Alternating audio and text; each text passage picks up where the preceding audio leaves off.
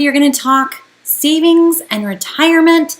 This is actually a topic we've not done for a Q&A, but it is a favorite topic of mine. I think the older you get, the more retirement almost becomes kind of a hobby. Just thinking about it, making sure you have a plan, and if you aren't there, you need to get there. Even if you're 20, you should still be there. So that's what I want to talk about tonight.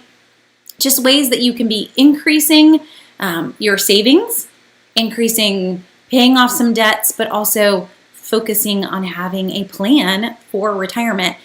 And we all need to have that plan. So as we go through tonight, I'm going to share some of my favorite tools, some calculators you can use just to look at the numbers. And it's really never too late to get started. Even if you're in your 50s, if you have nothing saved, there's still some things you can do to make retirement work. And you do need some sort of a plan, even if it is, you know what, I realize the plan is that I'm going to work until the day I die. Let's hope that's not it. But we do need something mapped out. So that's what we're going to try to go through tonight.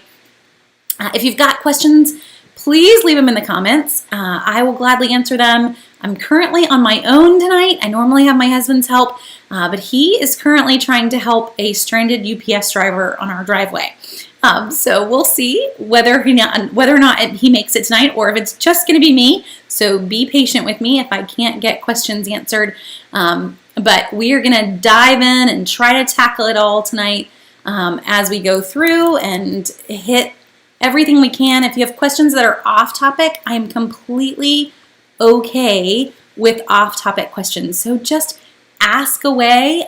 It will not bother me at all if we are on or off topic. It's okay. Just ask whatever questions you have. So leave them in the comments and I will try to answer them. So as we dive in, just to get us started on the basics of how all this is going to work, I do want you to have a mindset that, yes, we need to be saving and, having that, what is my plan, we could all use to, have sat down and thought through just a little bit. The hardest part is getting everybody on the same page. And this is where sometimes even my husband struggles, not wanting to get, and not even really wanting to discuss it. It's not that he's not willing to be on the same page. Just thinking ahead and having to talk retirement and having to talk money, it's not his thing. It's my thing. So sometimes we need to be okay that we're on the same plan, but that plan isn't going to always be discussed openly all the time between the two of us. I would be totally willing to talk money every day of the week, and he wouldn't. But we're still on the same plan. So if that is your household, having a time where we're going to talk about this for 30 minutes once a month. We don't have to make this scary. We don't have to make this a regular conversation, but we do need to at least have a chat every now and then to make sure that we are on the same plan is kind of big. So, I don't know what's up on the Facebook side, whether or not Facebook even went live. So we'll have to see what's happening with them. I'm trying to send data and change things around. We'll see whether or not Facebook even comes up. But it may not. It may just be us on YouTube tonight. We'll see. So to dive in, I want to talk first about savings and the basics of how I want you to plan out where your money is going to go, how you're going to get that set and get that started. So with savings, you can get started automatically. So when you get paid, I want you to have it taken out and put into an account. And I talked last week about having it taken out and put into an account that is separate from your current account. That is really our goal here, not having it put in your local bank, but having your savings in a separate place. You can have a local savings account, but really having it separated makes it harder to spend. And that's our goal. So if we went Dave Ramsey here, Dave would say you need to have at least 6 months worth of your income saved up. That's an insane amount of money to have put in a savings account. I don't know that I would tell you to go that deep. 3 months worth, maybe. Now 3 months worth of your income, for some folks, that could still be $12,000 sitting in a savings account. So this is where I really wanted to branch out and talk investing. So when we're talking about putting $10,000 into a savings account, it's really like you're burying money in the backyard, because savings accounts aren't paying anything. They're paying 0%.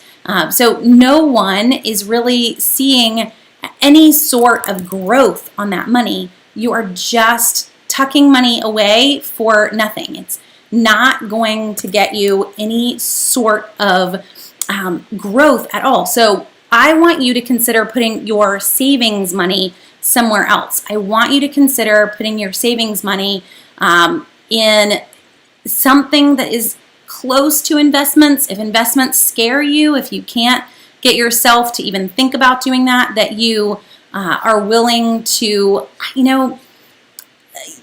something, money markets, just anything that is going to earn you a little bit more than a savings account is huge.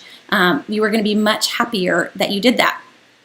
Let's see. So I'm going to try something tonight. We're going to be daring, and it may just blow up in our face. But going to attempt, this may be a bad idea. So sorry, YouTube folks. I'm going to attempt to stream to 2 different places on the same stream. My husband's not here to tell me not to do this. This is really what happens, right? Because it's just not working for Facebook. They're not seeing, it's like we never went live on the Facebook side. And I know that there are folks probably wondering on the Facebook side why we didn't go live. So let's see.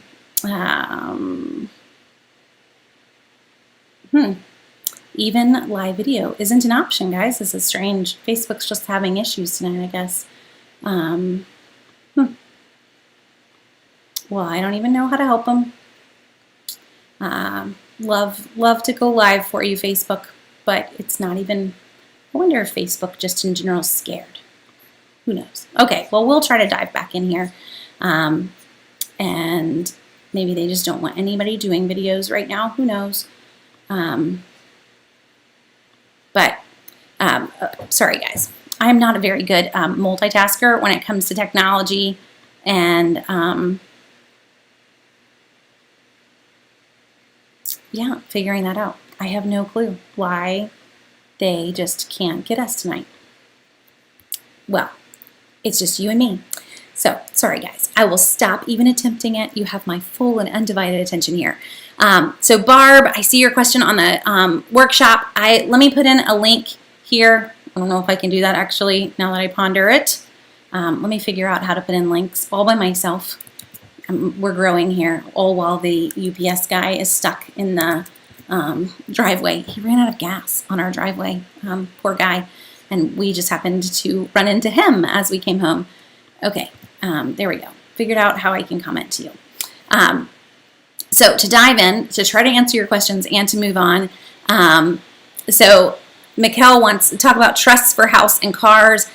So Mikkel, in terms of trust, that's really estate planning, which is definitely part of getting into retirement and thinking about things.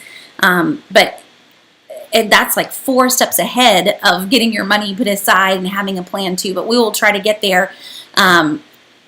So Karen, you're saying, is it 6 months worth of income, or is 6 months enough to cover the bills that you have?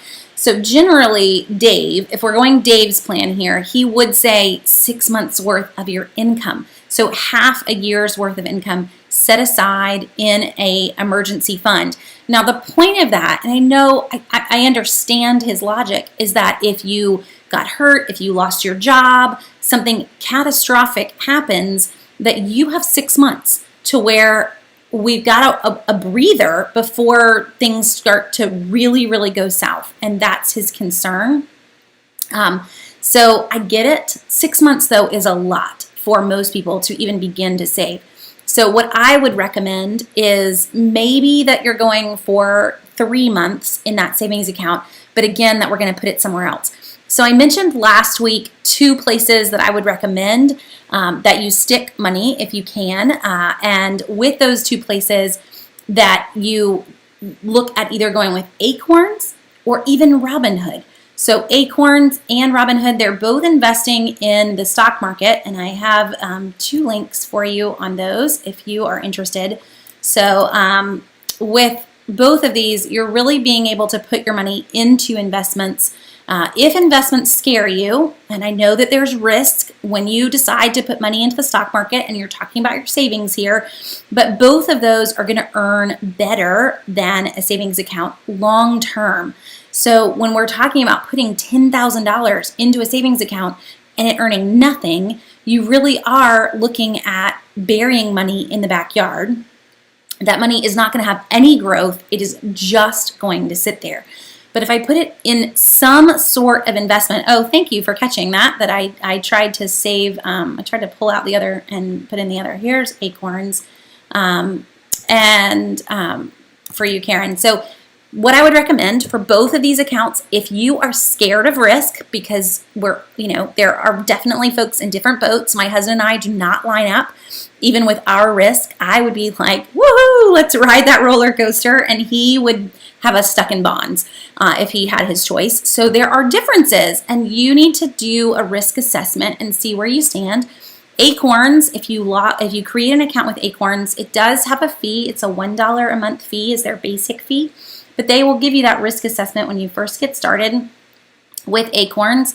And you can say, you know what, I am scared to death of losing this money. They will put it in safer accounts. Or you can say, show me everything scary. They will do the same thing. So they're going to assess your risk aversion, whether or not you want to be risky or not, and then will help you to invest it in the right places.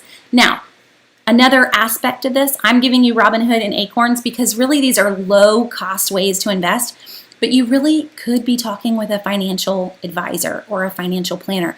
They're going to do the same thing for you. They're not going to cost $1 a month. They do have fees. Those fees look different based on how you get set up with them. So some financial advisors, it's just like a pay per use. You're going to pay them to meet with them. Some financial advisors, there's no cost to meet with them, but they take a percentage of the amount that you have invested with them every year. So depending on that amount, it could be 0.25%, which doesn't sound like a lot, but if you've got $1 million, it adds up. So you need to figure out, what their fees are. But if you don't have a ton invested right now, you're just getting started, going with that financial advisor that charges a percentage of what you have invested, it's actually a really great deal. Because if I've got $10,000 in the bank and they're going to charge me this tiny little percent to meet with them on what I have invested, not out of my pocket, then meet with them. So a financial advisor is going to give you some tips as well based on your risk and what you're comfortable with as to where you should be investing or where you shouldn't be investing. But it's going to help you to get started. Now, Robinhood and Acorns, still great places to get started. So if you're scared of risk, in terms of these investment accounts, and we haven't even gotten to retirement, we're just talking about savings, but savings that are in investments. I do want to mention that there are different types of investments. So I mentioned the bond word, and I had someone actually a question on Instagram yesterday. So posted just if you put this much money in at 8% interest, this is how much it would be in 40 years. So if you are in your 20s and you started with $2,000 and you invested $250 a month for 40 years, you're going to have over $1 million at 8% interest. Well, someone commented and said, 8% interest, where in the world are you getting that? That's the stock market. So our retirement accounts had earnings of almost 30% last year. Last year, that would be the same year that everything in March dropped 40%. We made it back by the end of the year. So with investments, this isn't I get in and I jump out when things get scary. It's I get in and I stay in and I hopefully do well. But there is definitely growth there. Bonds, however, that's where they were. And when I asked, I said, what are you investing in? If you're not seeing 8%, I'd like to know where your investments are because I can't imagine that you wouldn't. She was saying, you know what, we're invested in bonds. Well, if that's the case, bonds are much lower risk, definitely. You're typically going to always see your money back depending on the type of bond that you invest in. But the max gain, max growth that you would see from a bond is maybe 3%, 3.5% would be like a killer bond. If you get into bonds that have a higher percentage than that, then there's the potential that you're actually in junk bonds, and that's not really, that's a scary high risk area to be in. So the problem with bonds, and I'm going to give you pros and cons to everything here. Stocks, obviously, the problem is that yes, you can lose your money, but bonds have a problem too. They won't necessarily lose their value in their earnings, but if bonds do not keep up with the current inflation, then you actually haven't gained anything. So if I put my money in and I make 3% in growth annually, great. But if inflation is 2.4%, where'd you get? You're nowhere. So your investments need to be able to stay ahead of inflation. So that's the first thing I wanted to show you guys was what I mean by that. And there are various companies that chart this and graph this. This is a statistics website that I'm going to show you right here, but it just shows the projected annual inflation rate from 2010 to what they assume will be the inflation for 2021. Kind of funny when, we're like 11 days into the year and you're already assuming where inflation is, but they're probably right. 2021 is going to have a larger inflation over last year. We kind of saw everything just freeze last year in terms of prices, which is interesting, but this coming year you are going to see a larger chunk of your products increasing in price. So inflation gets painful, and there are years that it is super high. This is 2011. 2011, we saw inflation at like 3.1%. Well, if you had a bond that was earning 3%, which is still a crazy good bond, you just lost money. Your bond made 3%, but inflation went up 3.14%. So hopefully that kind of makes sense. If you aren't a numbers person, this already didn't make sense, but I do want you to think about that. Now, this is also where folks that are in investments and you want to have this rosy outlook on where your retirement is going, and folks will put in, oh, my retirement's earning 12% every year. That is actually the average of the S&P 500 over like the last 30 or 40 years is an average growth of 12% a year. It means there are bad years and it means there are higher years, but it's still not 12% because you have to factor this in. What this means is that when you retire, if you have $1 million, your $1 million, it has to be adjusted for inflation. So $1 million 25 years from now is not going to be $1 million today. And that's where you have to realize it's still $1 million. It didn't change. The value 25 years from now, still $1 million in your retirement account, but the amount that you can purchase with it is less. And so as you plan, you need to factor in that inflation. Hopefully that makes sense. And yeah, Stacy, I know I'm not sure what's going on the Facebook side. I tried. The YouTube people, hopefully they were patient with me while I tried. I turned it off, I turned it on again, but I didn't know any other ideas, but it just won't go live.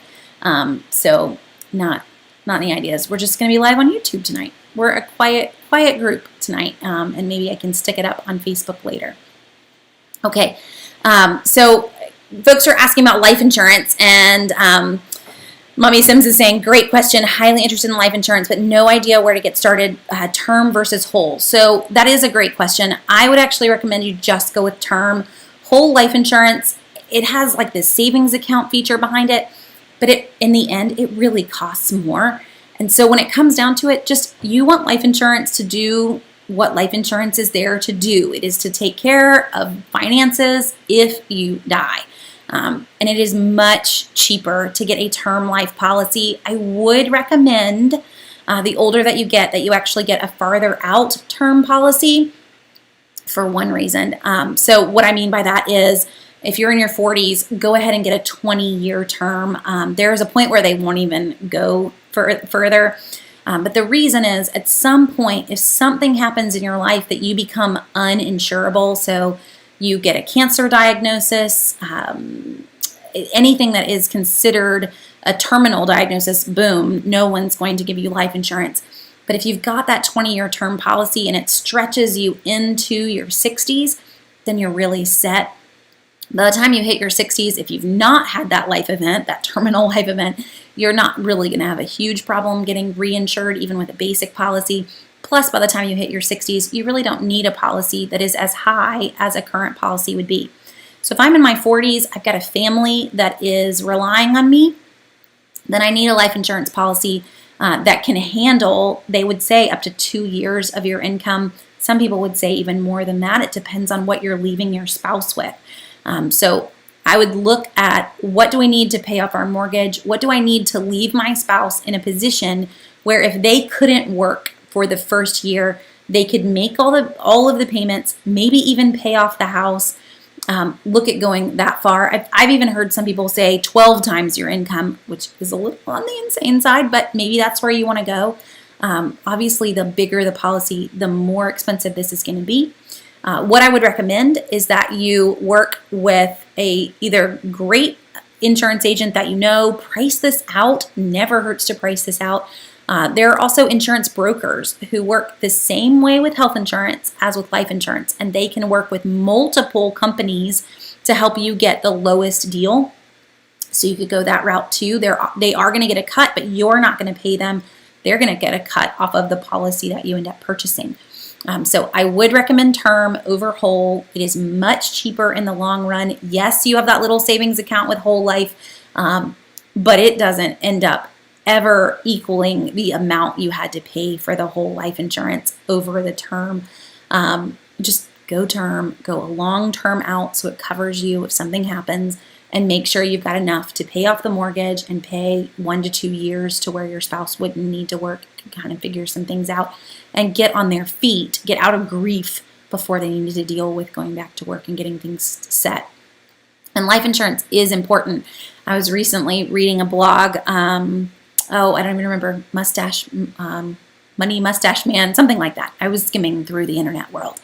Some of you can probably correct me because I have no doubt he's got a large set of followers that love his ideas. And he's great on retiring early, but he actually has no health insurance, no homeowners insurance. Like, you're just asking for someone to come and take all your money because all it's going to take is one event that you're not expecting and you're going to be broke. So don't put yourself in that boat. Do have life insurance, do have house insurance, do have health insurance. These are important things to have to protect your wealth. Okay, so to dive in terms of savings again, and y'all have so many great questions tonight.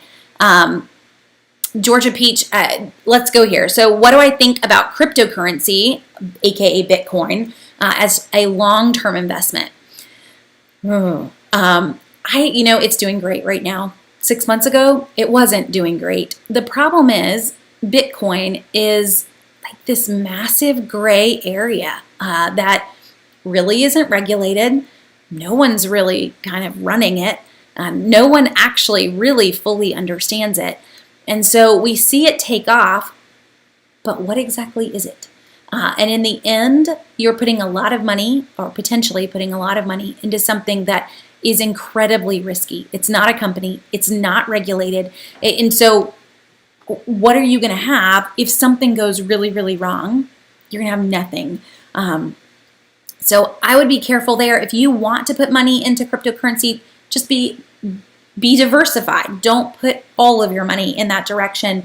Make it a small amount, make it an amount that you're comfortable with and that you're comfortable with completely losing. So anytime that you're going to do something very risky, it needs to be money that you're okay if I do not see $1 of this money back again. That's the category that I would put in Bitcoin.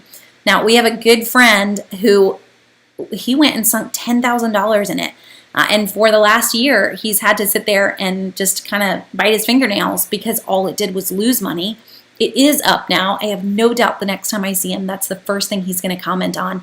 But it doesn't mean it's going to stay up. It isn't going to be as stable as the stock market or as mutual funds are going to be.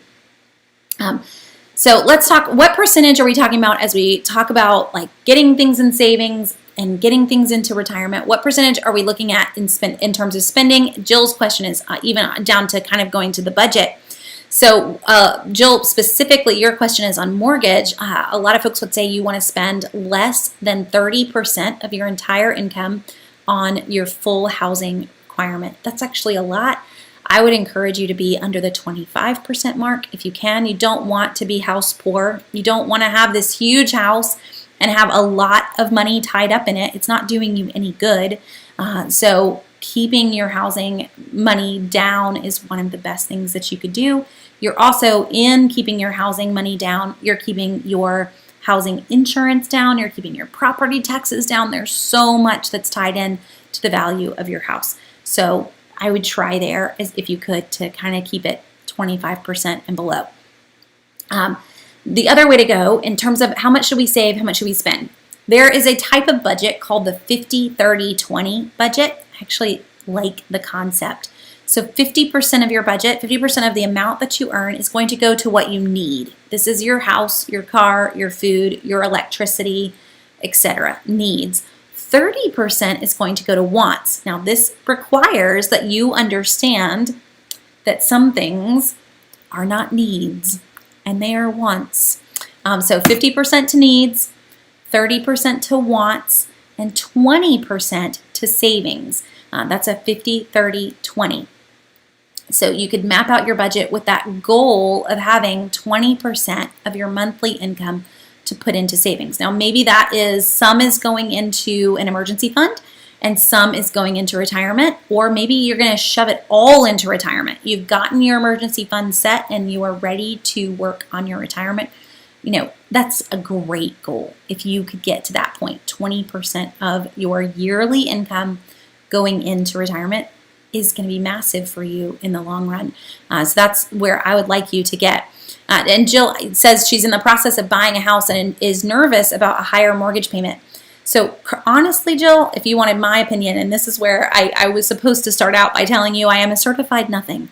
You know, go and seek professional help and don't necessarily take my advice. But honestly, mortgage rates are so low right now. I would recommend a 30-year over a 15-year.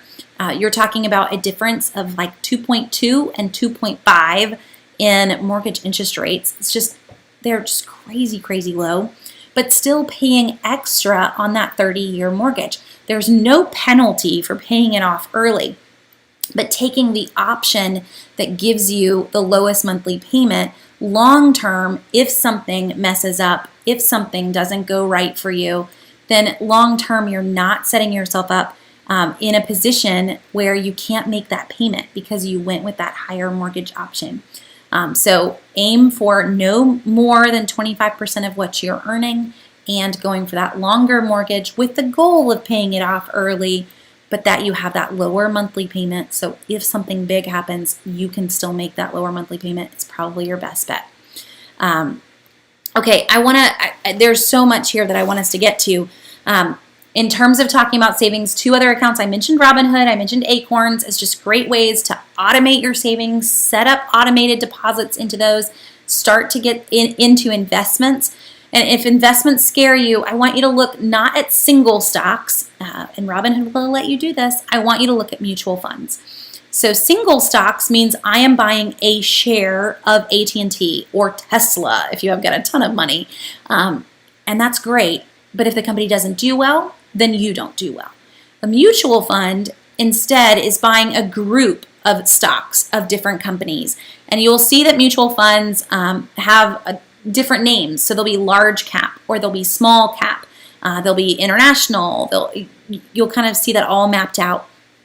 Basically, to kind of demystify that, small cap, it means that it is a company with small capital, meaning a small amount of money. It's a smaller company. Large cap, a large company. So some examples of large cap: Home Depot, Walmart, Apple. Those are all large cap funds.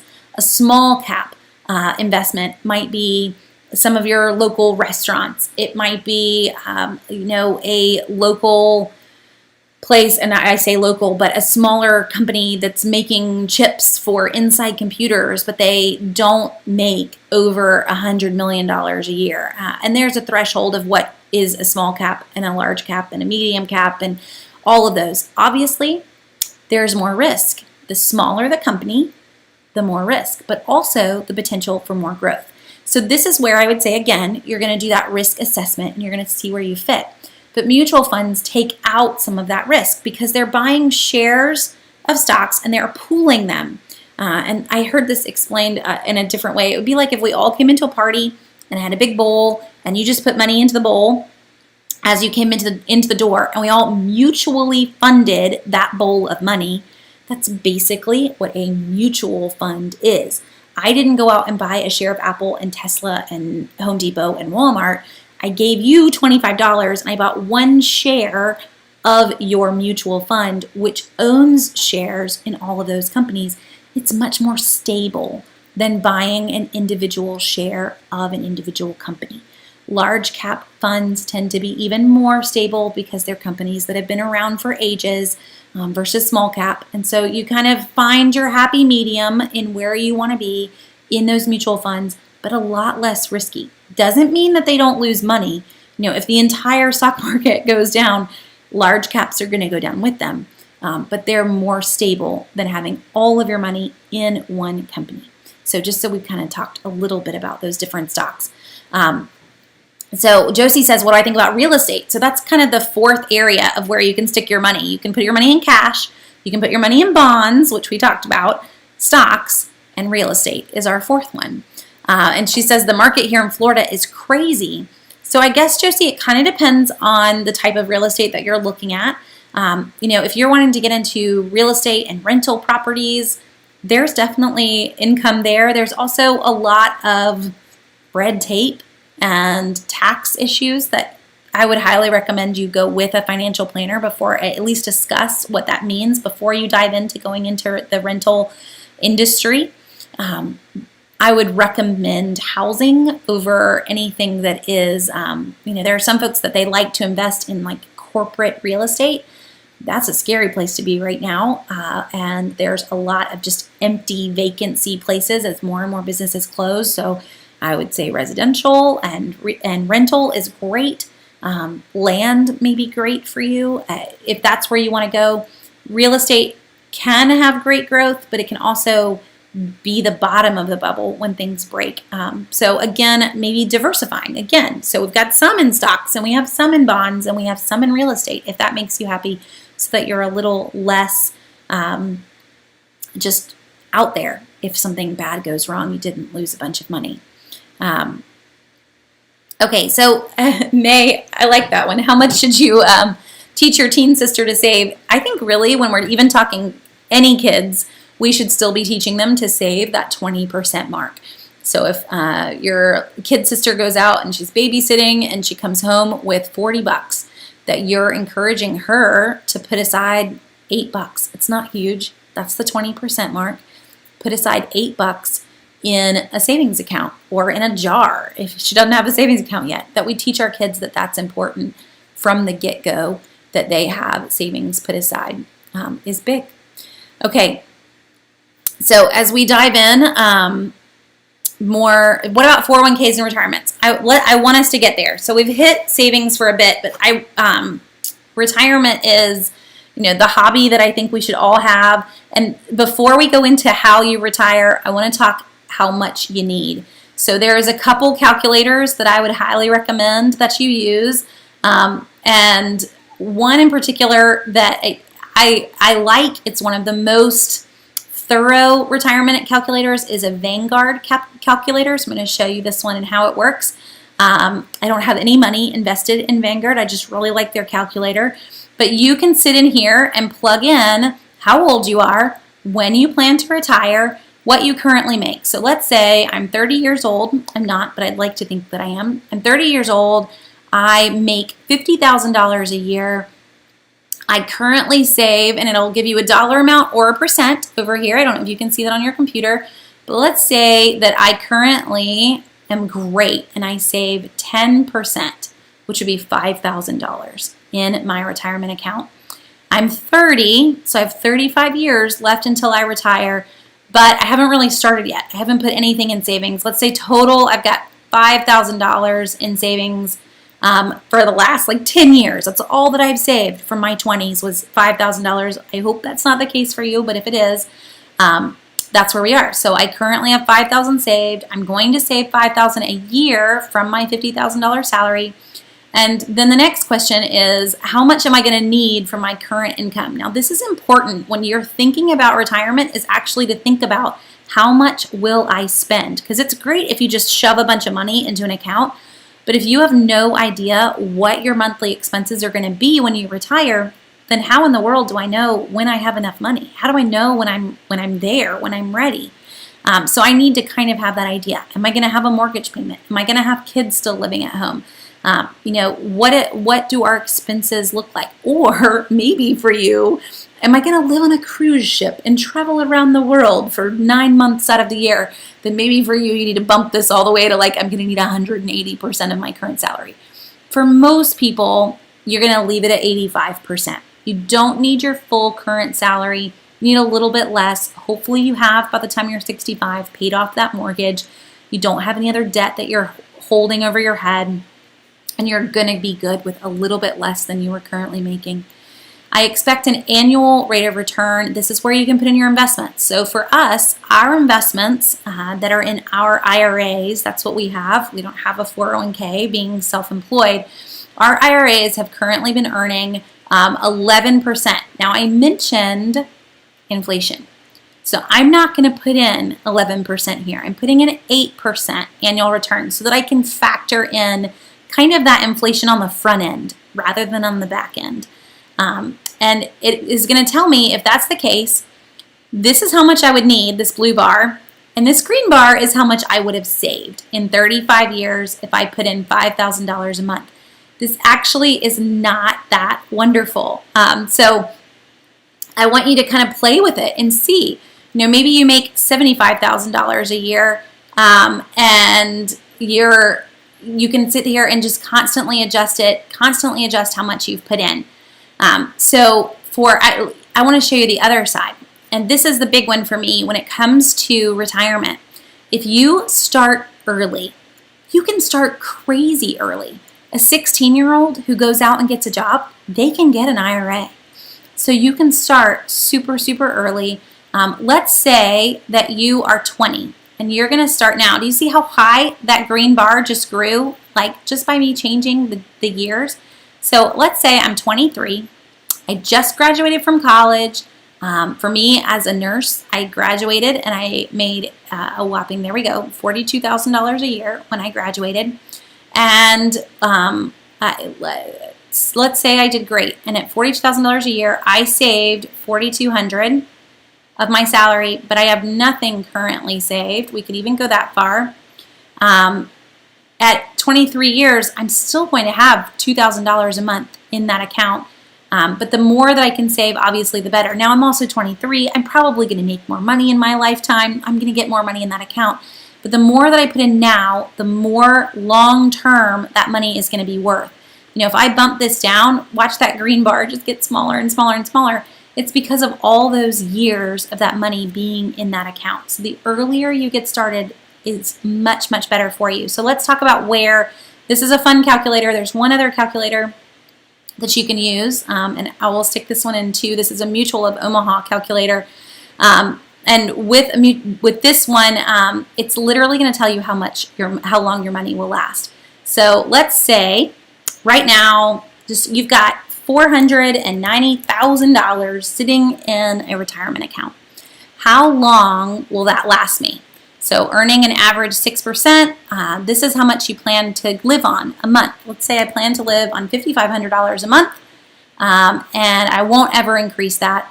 And at $5,500 a month, your tax bracket's going to be pretty low. Calculate. So it is going to tell me that's, what did I put in? $490,000 is going to last me right here approximately 9 years. That's how long it would last at $5,500 a month. Now, obviously, if I lower the $5,500, my money will last a little longer. But this is a fun calculator for you to get an idea of how long your money will last. Do you have enough money? Just to get some ideas as you're playing around. So that's my Mutual of Omaha. You can get an account with them if you want, but I just love these people's calculators. I don't have accounts with them. Now, let's talk accounts in general. So 401ks, IRAs, what should you have? If your employer offers a 401k, you better be putting money into that 401k. Because if your employer offers it, they also offer some sort of employer match. Guys, that is free money. Whatever the employer matches, you need to take it to the full extent that they offer for that match. It's huge. So if your employer if you put in 5% of your salary and your employer is going to match that 5, do it. That was just absolute free money. It didn't even matter if the stock market made money this year. You made money because your employer just gave you free money into your retirement account. You need to be part of your 401k. 401ks also have an added benefit. They come off above the line, so they actually reduce your taxable income. Humorously, we are in the process of refinancing our house. I'm on the phone with the mortgage broker's assistant last week and talking with her, and she's realizing that we do money saving things, and immediately asking me about her retirement accounts. And in that, just getting the point across to her, like, you are wasting money to not be in the 401k. But her biggest concern was, but I don't have extra money to save. Well, I want you to consider that side of it. If I'm putting money in to my 401k and I'm reducing my taxable liability, then I'm also finding money at the same time. Hopefully that makes sense. But if you are in one tax bracket and let's say you're making $50,000 a year and you put in $5,000, well, now the government views that you made $45,000. That's what you're now being taxed on, not the $50,000. It doesn't mean that you just fully made back the $5,000. I wish it would work that way, but it does mean that $5,000 doesn't feel as painful because it all came out before taxes and reduced your taxable liability. Here's one other element that this could actually help you on. Now, not on the 401k side, but maybe the IRA side, I guess 401k too. If you do not have a health insurance plan that is offered by your employer and you're needing to find health insurance on your own, investing in your retirement fund actually can make you eligible for more subsidy in the Obamacare healthcare market as you go out searching and seeing whether or not you qualify, because it's all lowering your adjusted gross income. So if you go in and it says, you know what, you're not eligible for any healthcare subsidy whatsoever, and then you say, wait a second, what if I did fully fund an IRA this year? IRA, that means you could put in $6,000 this year. So if you took $6,000 off of your adjusted gross income, does that actually change anything in that calculator? And you may be surprised that it does. So that's another website that I wanted to give you. This is on both ends, on retirement side and on present day side, really for a lot of us, is that this is a subsidy calculator. This is on healthinsurance.org, which is not related to the government at all, but this is a helpful calculator. You're going to put in your zip code because this number does change based on where you live, and you're going to see kind of where this lines up for you. And there's actually some key thresholds. So this was a question that I got on Facebook today, and I tried to give that person as thorough of an answer as I could. But this is what I want you to realize. Let's say that you're 60. You decide to retire at 60. You've got IRAs. You can start to withdraw from them at 59. And you're pondering, you know what? I don't qualify for Medicare until 65. So what am I going to do here? This is what I would recommend that you do. Your age, we're going to put in as 60. I just put you as living in the county next door. And we're going to give you a spouse. So your spouse's age we'll make her 59. You married a younger woman. So we've got both of your spouses in there. And then you can start to play with your income. And this is what I want you to realize. As we go down here, there are some magical numbers where this completely goes away. Watch, boom, 69,000 completely goes away. And if I come up to it, the real magical number is $68,900. That's the magical number for a household of two.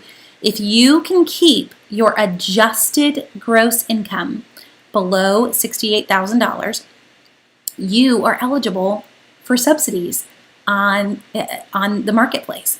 So that 5-year gap of 60 to 65, no, you're not going to sail around the world. But as long as I'm keeping my withdrawals from my IRA at a certain point, I'm going to do really well here. I'm also, in keeping them that low, going to come out pretty ahead on taxes too. I'm not going to owe that much. So that $68,000 is going to feel potentially like a little bit more, not having a large tax requirement, not having a lot of health requirement behind it. So I want you to realize that there are some magical numbers before you start to imagine a retirement of sailing around the world, to realize, you know what, if we took out $71,000 from our IRA, we just completely kicked ourselves in the tail. And you may not be able to see this on your phone, but this is the monthly estimated subsidy. And it says your subsidy would reduce your premium by $22,264 a year. Just think about that. If you took out $3,000 more from your investment accounts, you just ate it up by losing the extra help on the health insurance. So there are magical numbers there, and this is a huge help to you as you're starting to plan. This is also a help to younger folks too, because those magical numbers still exist for you as you put in your kids, and you start to play with that to realize even in your own income here that you may be close to one of those magical numbers. Maybe if we did fully invest in an IRA and we put money in an HSA, I know it may not be money that you have, but putting that money aside actually makes you eligible for some healthcare coverage that you wouldn't have been eligible for before. That could be like finding money. So just to hit on that one, because insurance is a big chunk, a big bit of having to figure out how to make retirement work. So 401ks, we hit that for a second there. Definitely do it. I would do it as far as you can. The full amount that you are allowed to put into a 401k for 2021 is $19,500. That's a lot of money for most of us. Your employer can actually put in an employer match plus profit sharing beyond that, to where the max going into a 401k for this year is $58,000 per person. You could do this and your spouse could do this. That's crazy, but it would be great if you could. An IRA, which is your option if you do not have a 401k offered at your work, you would get these through local banks. We have IRAs through Schwab, lots of places that offer these. So with an IRA, max contribution this year is $6,000. If you are over the age of 50 with an IRA, you can do a catch-up contribution of another $1,000, so a max of $7,000 in IRA. Catch-up in a 401k is huge. A catch-up in a 401k is an extra $6,500, so 50 or older. Take advantage of it if you can. Stuff all your money into them if you can. IRAs have two options, traditional and Roth, and that's the big question that I usually get from folks. Which one should we go with? Roth, there was no tax savings up front. You took after-tax money, you put it into an IRA. The blessing there, when you take it out, it's 100% tax-free. So not only the contributions, but the earnings on that Roth as well, 100% tax-free. Roths have another perk. So if you have a huge goal of retiring early, a Roth IRA, you actually can withdraw the contributions, not the earnings, but the amount that you contributed, you can withdraw early with no penalty at any point. A lot of folks don't know that. A traditional IRA, you cannot, but a Roth IRA, you can. It was put in after tax. So there's not a lot that they can do to tell you that you can't have your after tax money back. You cannot do that with a traditional IRA. A traditional IRA, if you decide to take that money out early, there are penalties for taking it out early unless you're taking it out for one of a few reasons. You can take it out if you got disabled, if you have unreimbursed huge medical bills. They have to meet some guidelines there. Higher education and buying a home, a first home. So one thing to mention on the higher education side, I did mention if your 16-year-old has a job, they can get an IRA. They can. And if your kids are working, you could actually put in as much as they earned into an IRA for them. We mentioned a savings, I want to say this was before Christmas, and I had someone email me that this is what I should have recommended to people. So you can do a 529 plan for your kids for college, but you could really do an IRA for them for college. And if they've been working, if they have to have income, the child has to have income, just so that we're all clear. If they've been working, you can put money into an IRA for them. And there are some big perks to this. They do not have to use it for college. They could, but let's say they chose not to go to college. A 529 plan has to be used for higher education. An IRA does not. So if you start an IRA for your kids and then they decide, you know what, I don't want to go to college. I just want to go and learn a trade. Great, we need that. We need a lot more people to learn trades. That money is still sitting there. And think about, you put money in there because they got a job when they were 15 and 16, and it's just going to sit there for the rest of their life. This is huge for them. So just tell them, get scholarships. Don't use your IRA. Save it for retirement. That would be huge. 529, they cannot do that. The other perk 529 over IRA in terms of college savings is that an IRA does not apply on the FAFSA as looking like income. And the IRA does. I don't know how I said that, but the 529 does. So 529 plan on the FAFSA form will end up hurting your kiddos in terms of the amount of financial aid that they're technically eligible for, where an IRA will not. So just to throw that out there. So anyone that is working can have an IRA. The max that you can put in is that $6,000. However, since we're talking about kids here for a second, if they don't earn $6,000, they can't put $6,000 in. You can only put in what you earn. So if your kiddo gets a summer job and they earn $1,500 on their summer job, that is the max that they could put in for the IRA. You can't actually have it on a tax line that you put more money in your retirement account than you actually made. So just so that we're clear, if you do decide to go that route for your kids, I don't want you in some tax loophole that you did not mean to get stuck into. There is one other way to use an early withdrawal from an IRA. I am not going to go there in terms of explaining how it works, but you can Google it if you really want to.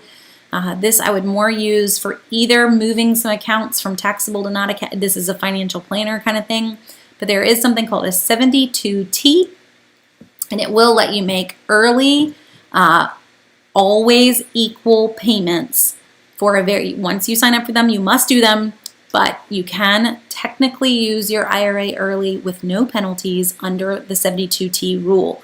And that's just a whole nother ballpark. But if you have a lot of money put aside, you're looking at retiring early, you don't want to have to wait till 59 and a half, I just want you to know it exists. So you can go and Google that one and figure out a little bit more on that.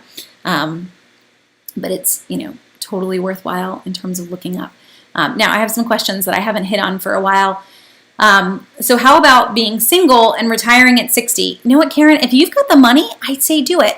I've been reading a book recently, and it's a good reminder, just hearing other people say it too, but retirement is not an age, it's a number, and if you've got that number, then take it. So this is where maybe you use that Mutual of Omaha calculator and you say, this is how much money I have. This is what I've got saved up. How long is it going to last me? And plug that in. Some other things might be considering downsizing, selling your house, selling, some not liquid assets that you have and putting those into investments so that you could live off of them. Don't be house poor in retirement either, but realizing I really can do this. So Jen and Jeremy, great question. Asks, my husband employer matches our retirement plan dollar for dollar. That's where we put the majority of our money. Should we be diversifying? So with the retirement plan, dollar for dollar match, the real question, Jen and Jeremy, is what is it then invested in? Because a retirement plan I can have my money all in that same pot, but it still be diversified. So I would more say, can I meet with the HR department? Is there some sort of financial planner that's managing that plan that I can say, hey, this is, what are the funds looking like? Now, this is one area where I think some people fail with their 401k or any work retirement plan. I know years ago when I was in my 20s and I was a nurse, I signed up for the 401k there too. And they gave us a few options and I didn't know what to choose.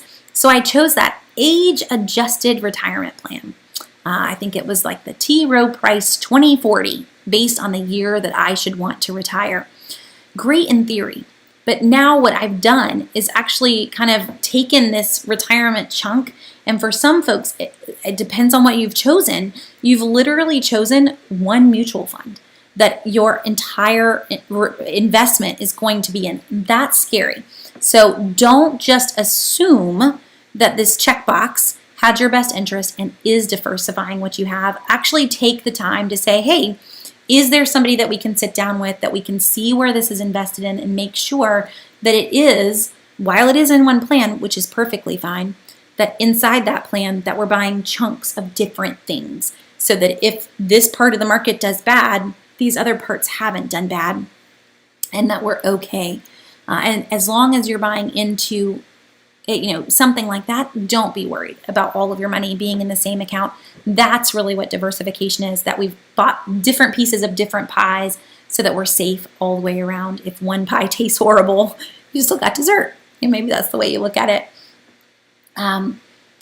Okay, and Mei-Hing wants me to explain the up to a % match. So when I say your employer will match up to 5%, so let's say, and even that can be confusing, let's say that your employer, you put in 5%, your employer matches dollar for dollar what you put in up to 3%. This is how they usually are. And then the 4 and 5th percent, your employer matches 50 cents on the dollar. So let's just walk you through that. And just for basic numbers, your 3%, you put in $3,000, that is 3% of your income. Your employer matches dollar for dollar the first 3%. That means they just put in $3,000 into your 401k. You put in $3,000, they put in $3,000. This is like a bonus, guys. And it wasn't taxed. You didn't see it. It didn't hit your checking account. It's like they automatically saved it for you. Perfect. You put in $3,000, they put in $3,000. Now the other type of that I mentioned, which is the 3 to 5% range, where you put in 5% and that those last 2%, they matched 50 cents on the dollar. So let's say that was another $2,000 for you. So you put in $5,000 total. They matched the first $3,000 dollar for dollar. And the last $2,000, they matched 50 cents on the dollar. So you put in $5,000 and they put in $4,000 for you. All in 1 year, $9,000 just went into your retirement account. That's what's huge. So imagine that your boss is going to hand you a $4,000 bonus. You are not going to say no to that bonus check. The only requirement to be able to get that bonus check is that you put some money into savings. Do it. So do not miss the money on the table. It's a huge benefit. I mean, it is a benefit and really part of your employer package that you should be taking full advantage of. Most employers do not match over 5%. So I don't want to give you anything magical. Some employers will do a profit sharing portion on top of that in the 401k. Whatever they do for their top officers, they have to do for the bottom people in the company. So if they wanted to give their top officers some profit sharing, even the bottom people end up getting profit sharing. When I worked as a nurse, I remember that first year in my 401k being like, what is this? And I got a little profit sharing bonus put in there too on top of my match. And that was working for a huge hospital back in the day. I don't know if hospitals are still doing that, but you can see that additional bonus too, which is just even more icing on the cake. So Karen, I hope that kind of I just see your comment on how can you retire early on if you don't get Medicare until 65. I'm hoping that you saw my healthinsurance.org example, but if you didn't, kind of grab that link and go back in and make sure that you play around with that and you learn those magical numbers to keep your income below for that certain period of time. All I got to do is stay low until 65, and then when I qualify for Medicare, it's like retirement number 2. And Medicare is not free, by the way; it still has costs. But I can now up my income if that's what I want to do, and have that little bit extra to travel some more, whatever it might be. But I've managed to take advantage of all that is out there by keeping my income low. Let's see. So Anna asks, where am I getting 11% in IRA? I started out getting 8%, and now you can't even get 0.5% at most banks and credit unions. At 85 years old, I can't risk the stock market. Okay, so Anna, that's really what it is for you, and it's that 11% is based on the amount of risk that you're willing to take. I would agree with you that the older you get, the less you can have funds that are in the stock market, but some of that depends on how much money you have, Anna. So what a lot of financial planners would tell you is that I need to have the next 5 years in bonds and less riskier options. So for you, yes, you're 85. I need to have whatever I need for the next 5 years in bonds, in cash, in government money markets, whatever I'm sticking them in. That is going to earn about 1% on that 5-year amount. But anything over the 5-year amount could still be in stocks. You're not going to need it for 5 years. And 5 years is really that long picture. That's enough time that if the stock market crashed tomorrow, it would make it back by the time you needed that money. So even folks that are in their 60s and they're retiring, someone who's in their 60s isn't going to earn 11% on everything. This is, again, part of being diversified. But if I'm in my 60s, I am retired, I need the next 5 years in something stable. I want it to be earning, but in something stable. But the rest, so this is just a little portion of your bucket, the rest of your bucket, I can still have in investments. Now, the older that I get, there isn't much left over here. As you get older, you're kind of aging out of what you had earning. So the older you get, the next 5 years could be the last of your bucket. And I'm not sure where you are in terms of how much you had put aside, Anna, but that is a piece to realize. So hopefully that makes sense to the rest of you guys, no matter where you are. Obviously, if you aren't looking at retiring anytime soon, I don't need any of it in bonds. I mean, some, I guess, if you want this little tiny bit in bonds to be truly diversified. But generally, you're going to be looking at going to that more stable investment as you start to use the money, having the next 5 years in that stable little bucket, and then all the rest of it is still in the stock market. So that's where, when I was playing around with that Mutual of Omaha calculator, to come back to this calculator for a minute, and it actually asks how much, I have this much in savings earning an annual average return. This is the average return that money is still going to be earning the whole time that you're withdrawing. So most folks say for a typical retirement account that's just sitting there, I'm not retiring anytime soon, annual rate of return between 8 and 12%. If you don't want to factor in inflation, go 12%, go big.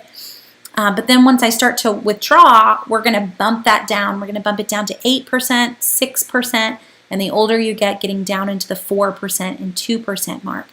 Because again, the older I get, I need that bucket to be available, and I'm running out of bucket beyond that. So hopefully that makes sense. It really is based on how much risk you can have and how much money you can still have in the stock market to be able to do that.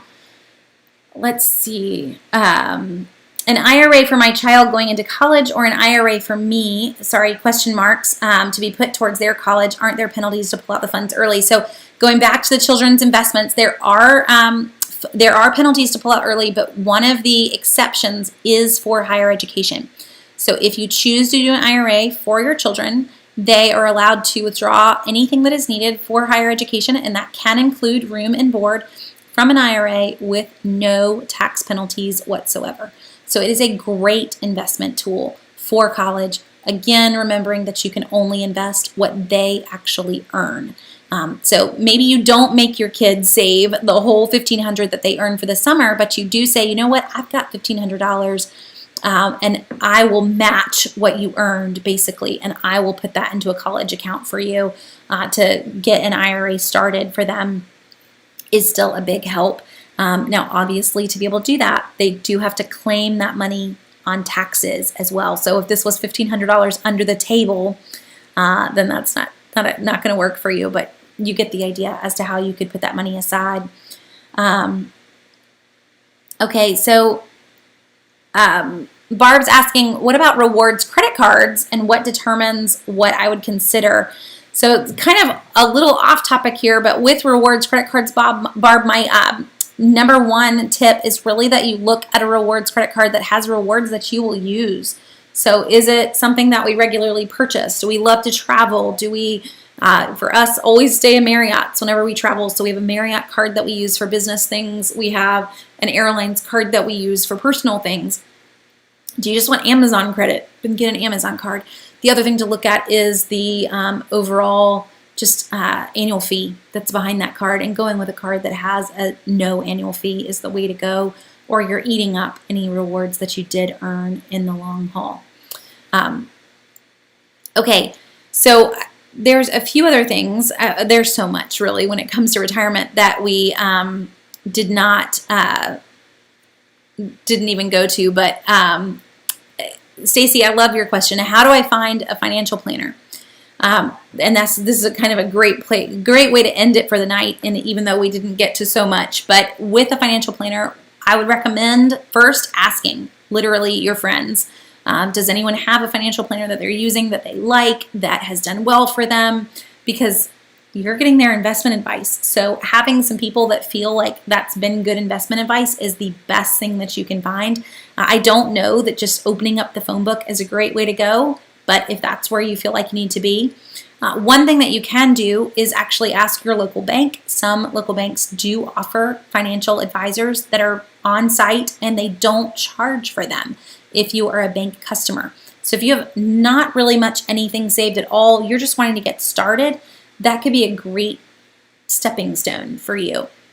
The other thing to look at with financial planners is their fees. So if you're just getting started, some of them charge just a flat fee to meet with you. It's basically like we had a meeting, here's my charge for that meeting, and you walk out the door. Other financial advisors charge a percentage of the amount that you invest with them. So you just need to figure out what that cost is going to be for you and how it's going to play out. So if I have $10,000 invested, but you're going to charge 0.25% of that, I might actually come out ahead in that option versus paying like a flat fee of $1,000 or something like that. As you kind of sit down and figure out whether they charge by retainer, charge by meeting, or charge by percent. But I would say asking your friends hands down is the best way to start, because you don't want to be with a financial planner that people hated or that their investments haven't been earning in the last few years. I would also ask any financial planner, what types of things do you invest in? Can you show me your favorite mutual funds for the last 5 years? Can you show me the average rate of return that people who invest with you have been earning? You basically want to be interviewing them and asking for their resume, because you're about to hand money over to them to be in charge of investing for you. And you need to make sure that you're all on the same page, that you feel like they're listening to you and that you're comfortable with their experience and their knowledge for investing for you. I do think that having a financial planner is totally worth it. And I am a pretty frugal person, but you don't really know all of the great mutual funds that are out there, or the things to stay away from, or what's been growing and what's not. They really do have an eye for this. This is what they do. And if you can find a great one, it's totally worth having that and spending that money to do it. So hopefully that helps you a little bit in kind of figuring that out as you go along. Nancy is mentioning for a financial planner to check out Thrivent. She highly recommends them, and she's actually giving her personal rep is Tony Escobar with Thrivent.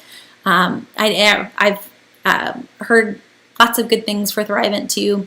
There's so many different avenues that you go to find somebody, and there are a lot of financial planners out there, but just be diligent on interviewing them. Don't at all feel like you're wasting their time. They need to earn your trust and your money on that one. Okay, so I'm going to go ahead and close this out here. We've had our quiet YouTube only night tonight. I feel really bad for the Facebook folks. I'm not sure why it wouldn't work at all, but we kind of got a lot done. So in closing, I have a couponing workshop this Thursday night. If you're wanting to learn how to save some more money, the more you save, the more you can stick in those retirement plans. And I have another one on Saturday, January 23rd. So if you have a chance to join me, I would love to have you. I will stick a link in the comments, and I'll put a link up on the final YouTube video when we're done. And, share this with a friend. Share this with a friend who needs to get savings, that needs to get focused on retirement. Share the couponing workshop with a friend, any way that you can help them get saving as we go into a new year. We've all got that goal. I promise they do too. So help them out and help us all out. Help more people get in on the game. So thanks for joining me tonight, guys. I hope you have a great week. You can all run and go watch a national championship game now. So thanks for sticking with me through a championship game, if that's the case too. And I hope you guys have a great week. I'll talk to you again soon.